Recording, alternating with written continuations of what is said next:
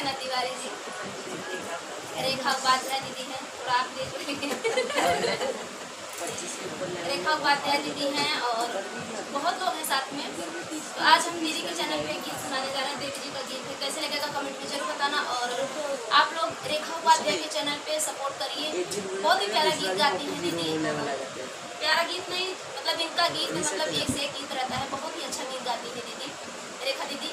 तो आज हम दोनों बहनें अर्चना तिवारी और वंदना दुबे रेखा उपाध्याय के चैनल पे एक बहुत ही प्यारा छोटा सा देवी जी का गीत सुना रहे हैं।